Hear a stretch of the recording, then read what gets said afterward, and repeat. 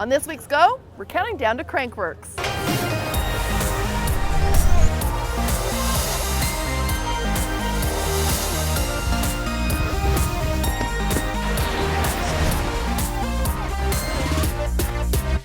Welcome to this week's episode of Go. I'm your host, Vanessa Ybarra, and on today's show, we're gearing up for one of the biggest events here in Whistler, Crankworx 2016. So here to talk about all the action, what we can expect this year is Darren Kinnaird with Crankworx.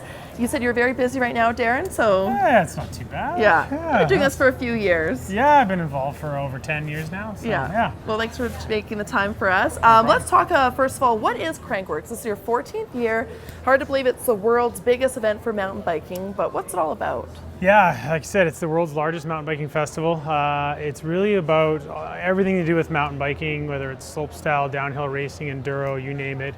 Competition, culture, and chaos. I don't know. It's a lot of fun. Yeah, I mean, there's everything is going on, everything to do with mountain biking, and it happens all right here in Whistler, the mecca of mountain biking. Yeah. So what's the different scope of mountain bikers you get that come here to compete? Is it some of the world's top elite down to recreational, or what's the scope? Yeah, it's one of the really unique things about Crankworx is that we get the world's best athletes here competing. But as an amateur, you can almost join any event and participate on the same course on the same day with the pros. So any of the downhill races you can get involved in. Unfortunately, we don't have an amateur category for Red Bull Joyride. Yeah. But that might not be the safest thing. But yeah, exactly. Yeah. But no, that's one of the really unique things about Crankworx is that you can come and participate and get involved and race with the pros. Yeah, it really is a grassroots competition we've seen, and there's tons of community members that help out also. On your website shows the different events that there are for this year. Give us a scope of what people can watch when they come. Yeah, so I mean, there's multiple downhill races. We've got the Fox Air Downhill, one of the longest running downhills we've had here in Whistler. We have the Canadian Open Downhill. That's kind of our big downhill race on the second weekend. Of course, Red Bull Joyride, the big slopestyle contest. For the athletes, that's become their Super Bowl. Like, it's one of the biggest events. Well, it is the biggest event in their sport. So yeah, that's a big one. And then on the opening weekend, we have the SRAM Canadian Open Enduro presented by Specialized, which is the sixth stop on the Enduro World Series, which is, again, the elite of the elite athletes coming here to compete. And but also you get amateurs involved, and so I had a chance to go participate in the one in Ireland back a couple of months, and we had the time of our lives. Yeah, so, yeah. That's awesome. And so, like you said, this is the world's biggest event, but you said when you travel around the world, people know about this event. Oh yeah, Whistler Crankworx, that's the best mountain biking event. What do you think's led to mountain biking being so popular, though? You know, this is the 14th year. There's something for everyone here during Crankworx Whistler. There's, if you're a spectator, you can watch the craziness that's going on and the tricks and the athletes.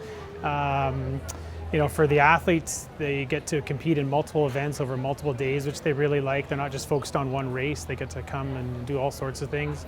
But the industry, the entire mountain bike industry comes to Whistler during these 10 days. And you usually get a good sneak peek on what's coming for next year.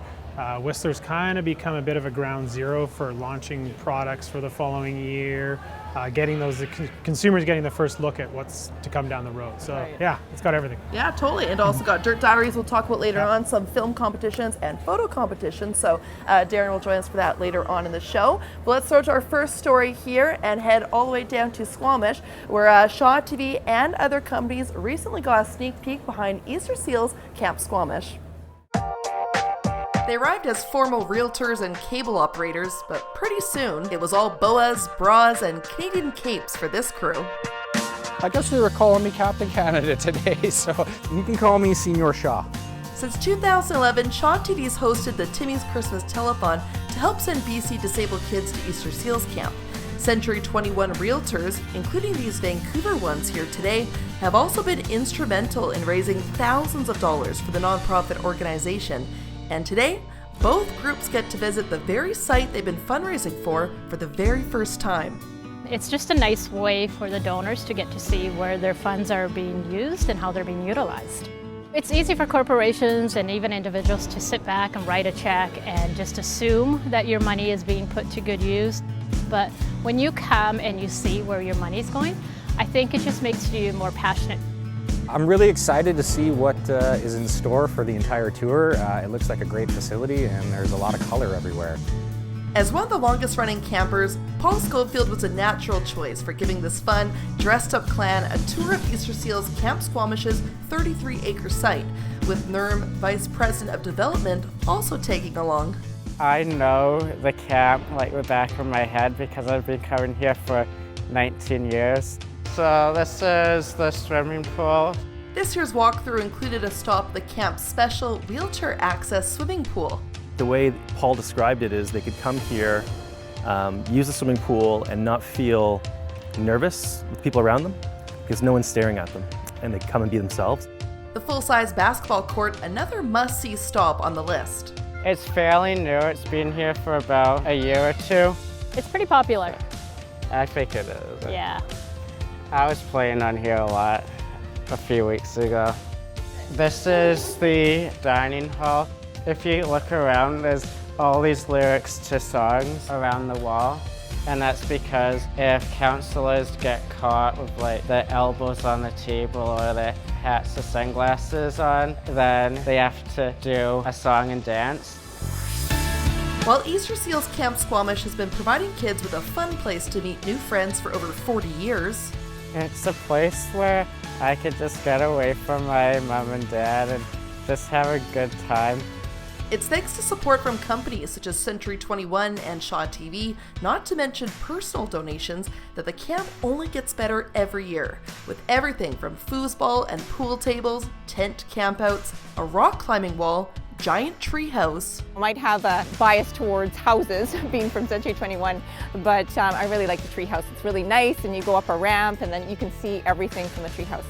And even firefighters paying a visit from time to time. It's clear that here, boredom is never an option. It was kind of neat. The fire department came in and they were blasting out all these bubbles, and it's just great to see all these kids having a wonderful time. We're super proud to be part of this wonderful organization.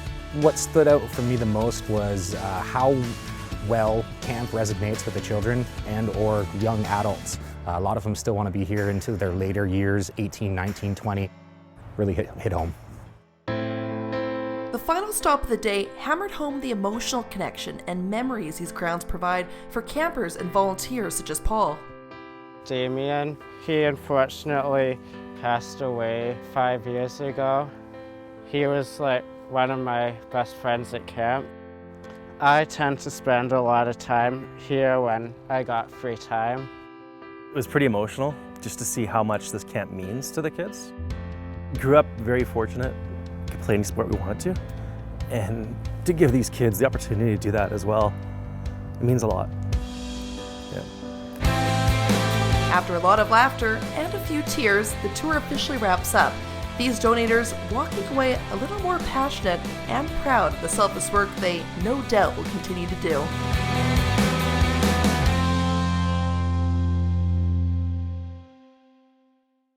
A big thanks once again to Easter Seals Camp Squamish for inviting us out. It's always cool, regardless of how much money you give, to see where your money is going towards. So thanks once again. And if you'd like to see that story as well, it will air in December as part of Timmy's telethon that Shaw TV puts on every year. So check that out.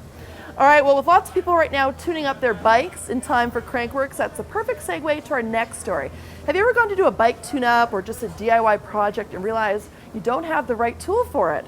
Well, fear not. Turns out there's a tool library in Pemberton that, as we found out, is doing a lot more than just saving renos. A man and his tools. For Pemberton resident Bill Reynolds, it's a bond he can't quite put his finger on. It was not in my family upbringing at all. I don't know where my love of it came. But for example, I mean, this pocket knife, I've had this pocket knife now for at least 50 years. Little did this former health food representative know tools would play an even larger role in his life come retirement. A couple of years ago, my daughter noticed that Vancouver Tool Library was looking for a manager. She said, "Dad, this would be a great job for you. It's part-time and you're semi-retired." And it was a perfect job for me. A year and a half ago, Bill moved to Pemberton, and before you knew it, the city had its first tool library. This one's gas shack is now crammed with over 400 donated tools for locals to rent out. Things as simple as a screwdriver or a pair of pliers. So if you're doing a little job at home and you need an extra pair of pliers, you can join the tool library and you can check out that pair of pliers for nothing. If you need a set of tools to work on your car. It may serve as a saving grace for DIYers, but turns out there's more to this library than meets the eye. It's run by the Pemberton Valley Men's Shed, who meet once a week in town. We're very informal. We go to lunch once a week and everybody brings a sandwich. Started in Australia, men's sheds are now popping up all around the world. We've got so many great people that are the core. Pemberton's club members, including Bill and Jim, are bonded by an interest in tools, but more importantly, a need to stay socially and mentally stimulated in their later years. The group today visited by Mayor Mike Richmond. For a lot of men, it's very shocking. They have done their job, and all of a sudden, they're home. And they got nothing to do and nowhere to go. And it's become identified as a social problem now, because a lot of those men end up drinking too much, maybe getting depressed, taking pills. That's kind of what the men's shed role is specifically for, is to fill that little gap for men. I was in construction trade all my life, so yes, I got a lot of construction buddies, but no social activity because I just worked, and that's all I ever did was work. This is different now. For a new arrival in town, it's a fantastic little group to get involved with. We've had several social events, a couple of little episodes of building things. Last year, the group received a grant to start up the tool library. Since then, they've built 50 birdhouses for kids to assemble at this past Canada Day. They also designed these quaint lending libraries. They're now scattered all around town for readers to enjoy. Men work shoulder to shoulder. Women work face to face. Watching that kind of people just doing stuff, not even for the sake of doing it, for the sake of being together as human beings. That's where I get my satisfaction. That's what I like about it. Whether he's sharing tools at the farmer's market or here in his shop, life for this semi-retiree is anything but bland. Proof that only the bored slow down. I'm 74 years old. I'm not a kid. But I'm enthusiastic about what I do because I enjoy it. Okay, so let's get you checked out.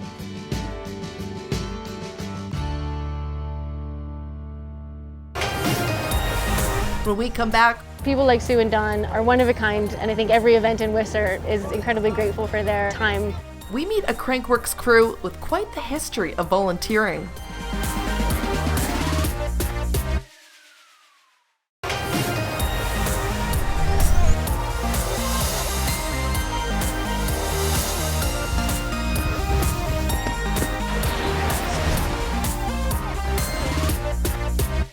Welcome back to this week's episode of Go. I'm your host, Vanessa Ybarra, and on today's show we're talking all things Crankworx 2016, one of Whistler's largest events happening August 12th to 21st. I'm here with Darren. Darren, let's talk about the Deep Summer Challenge and Dirt Diaries you also offer, a good way for people to get introduced to the sport perhaps. Tell us a little bit about that. Yeah, I guess if competition's not your thing, then maybe the Dirt Diaries and the Samsung Deep Summer are. The Dirt Diaries started a few years ago, and you know, traditionally when an athlete and a filmmaker get together, the filmmaker's in charge.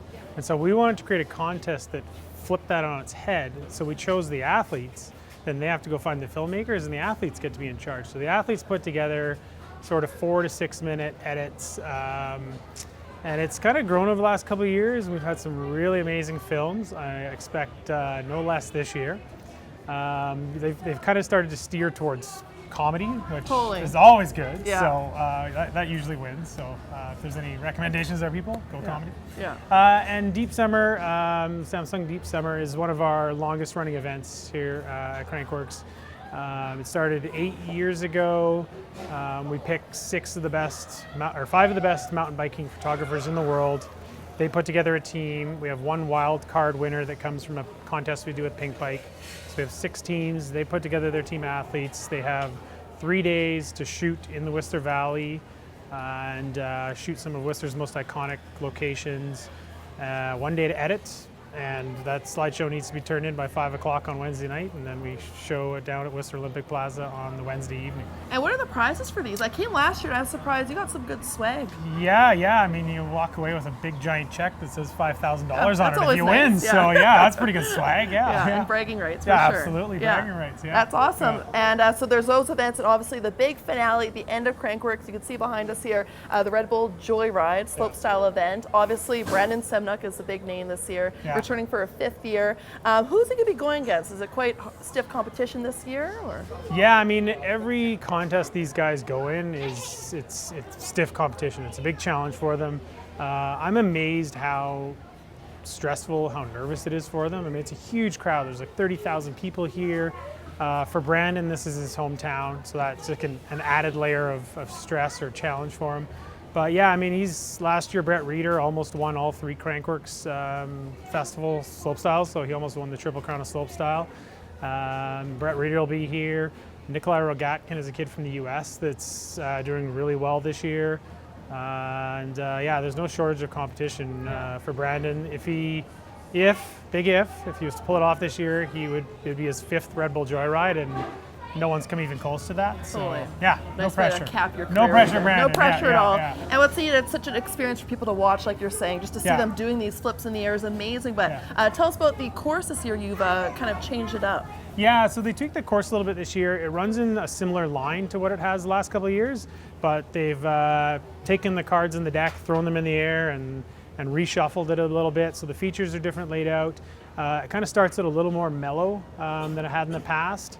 They got a few sets of really big jumps, so we'll see some amazing tricks. And then as they get further down the course, that's where the big features start to come into play. And you've got this 35-foot drop at the bottom here. We'll see some, I think some of the guys have some tricks up their sleeves we've never seen before. They were trying to debut them in Leger, France, but got kind of rained out there, so we'll see. I think it's going to be a really, really exciting show. Awesome. And some good news, if you're having a cocktail up there, you'd actually, include the bar with the actual in whale the cabin there. You can't quite see it from where we're standing right now, but yeah, there's a bar there in the VIP zone, and you'll be able to watch them fly overhead. Can't get more Whistler than that, right? Yeah, absolutely. Yeah, no kidding, yeah. All right, well, more with that, Darren, at the end of the show. Also, we'll tell you about a special fantasy contest, you're saying? Yeah, people can take part and watch all the action online, so stay tuned for that as well. All right, well, speaking of Crankworx, of course, all Whistler events can't happen without volunteers. So let's meet 3 of this year's taking part in the event. Light as a feather. It's not bad, yeah. Dawn and Sue are about as strong a team as you can get. Come this way. There we go. We've always been close. I mean, I know it sounds corny. She's my best friend. Go that side over there, huh? We both enjoy to be outside. We both, from our past are very, very organized people in terms of being department heads in schools for many, many years. So we share strategies in terms of, well, what's the best way to do this? Keep going. These former high school teachers from Mississauga, Ontario now live to volunteer. There we go. We're retired. We put in a lot of time, so now we can give back time. And that's a good thing, to give back time. And for us, it's great because it gives us something to do. From working as security guards on cruise ships and handing out swag at Whistler's Ironman, to even suiting up as mascots Quachi and Mika at the Vancouver 2010 Olympics, there's no need too great or random for this tight-knit pair. You get the other one put across there. Put the other one in front. You meet people from all around the world, which is awesome because it's a great way to network. And the number of people who said, well, if you're ever here or you're ever there, look us up. And we're the wrong people to say that to because we will. However, of all the events Sue and Dawn have worked in, Whistler's Crankworx remains one of their favorites. That looks about right. It's good. The two today setting up rider tents for the August 12th to 21st event. Just the fact that they call you crew instead of a volunteer, it puts a different spin on it. And well done. On to the next. On to the next. When we first started, I delivered programs, and that was easy. And then when my husband came out, we did putting up the branding, the poster boards, which are very heavy. Then we graduated from that, from doing expo and being marshals for the Joyride, which is awesome.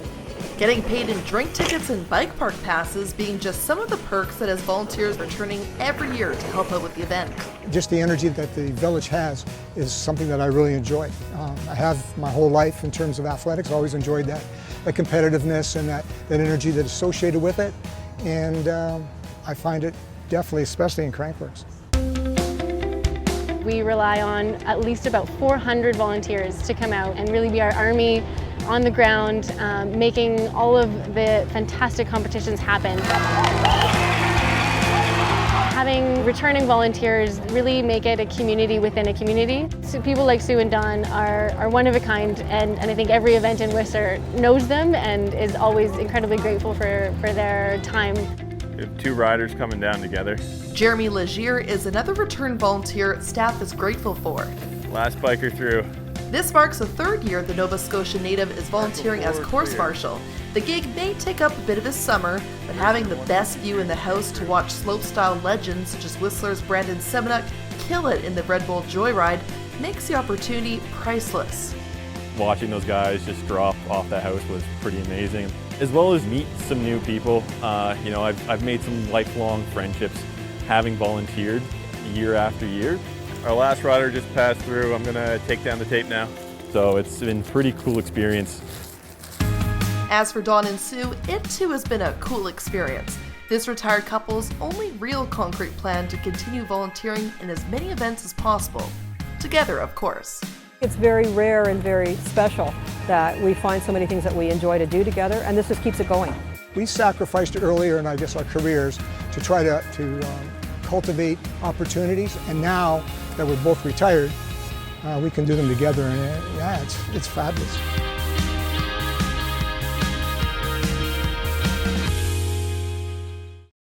As Nicole mentioned, they're still looking for volunteers for this year's Crankworx, in particular with its Kids Tracks programs. If you'd like to volunteer, it's pretty neat for incentives. You get a free drink ticket after each day of volunteering, and also after 12 hours, you get a free pass to the Whistler Bike Park. And on top of it all, there's a wrap-up party at the end of the 10-day festival. So if you'd like to volunteer, visit crankworx.com. All right, well, switching gears now from biking to burritos. With its bright yellow building and quirky signs, it's hard to miss Meg's 99 restaurant in Squamish. We've found out it's one of the most popular spots for athletes post-workout. And, as you'll find out in this next story, it also has quite the story behind it. From the highway, it looks like any other fried chicken stop. But peer a little closer, and you'll discover one of Squamish's best gems. 2 fish tacos down? Yeah. First one coming up, taco beef. We got 4 different kinds of meat here. We got a red chili beef, a taco beef, a rotisserie chicken, and an ancho pork. Here inside Meg's 99 kitchen, it's a Mexican mania. We're serving about 600 burritos during the summer, about on average, yeah. So that's wild. All right, let's roll some burritos, people. Luckily for this co-owner, wild is what he thrives off of. For 20 years, Aaron Lawton traveled around the world working as a chef in hotels, oil rig camps, and fine dining restaurants. I was over in the UK, over in Australia, in Europe. The Sea to Skyer suddenly seeing an opportunity in Squamish 3 years ago. If you look in Vancouver, I mean, tacos have been going strong for years, and it's not much for different kind of eats here in Squamish. We just kind of had the inspiration to do really good, honest food here and, you know, change the face of kind of what fast food is. While the restaurant does still serve its classic fried chicken, it's its fresh fusion tacos and burritos that has quickly made it one of the busiest spots in town. I come here maybe once a week. It's really good. Fresh, homemade, tasty. I'm a chef myself, so you know it's awesome just to pick Aaron's brain, see what he's doing next. He's always doing really cool specials like this one. Lived all over the South, so I'm pretty used to like fried chicken and Tex-Mex. So when I came here and tried Aaron's, he's really doing good. He's got it going on. And then there's the decor. When I think of the decor here, I think of Mexico. I think of bright buildings, huge colors, and we just kind of run with that. I think this is all in Aaron's head, like what he would draw a cartoon or imagine something to be. I think this is a replica of his imagination. Along with its bold decor, Meg's cheeky signs have also become a fan favorite. These ones poking fun at rapper Drake and the song Big Papa are just some of the sayings getting a quick laugh from highway drivers. It's really easy for people to forget a restaurant. You really got to push and, you know, always be jumping boundaries. With Meg's also used to film part of the indie movie Mouthworm in 2015, there's no telling what will come next for this bright building and now chain. Sky's the limit. Let's go. To be doing well and getting so much support from everybody, you know, it's just, yeah, it's a dream come true.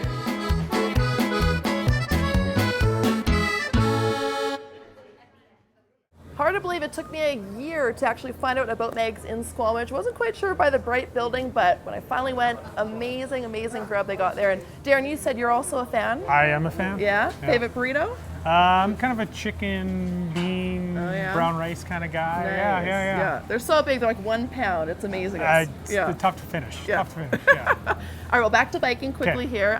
So to top off for Crankworx, you mentioned you have a fantasy contest. People can come watch the event. How's that work? So we launched this in Leger this year, and what it is you choose, you have a salary cap, you go in, you have to choose your athletes for the entire festival.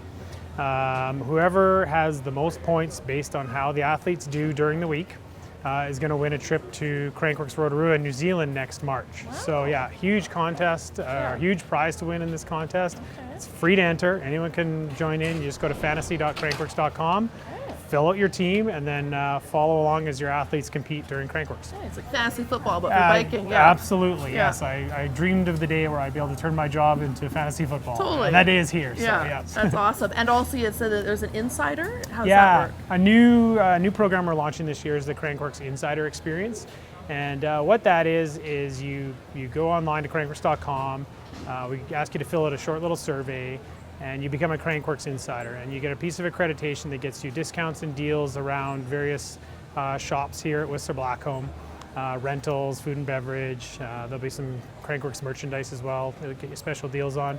But also we're going to be giving away daily prizes, upgrades to the Ultimate Weekend Experience, the Red Bull Joyride Experience, a couple other experiences that we've put together for people to look at.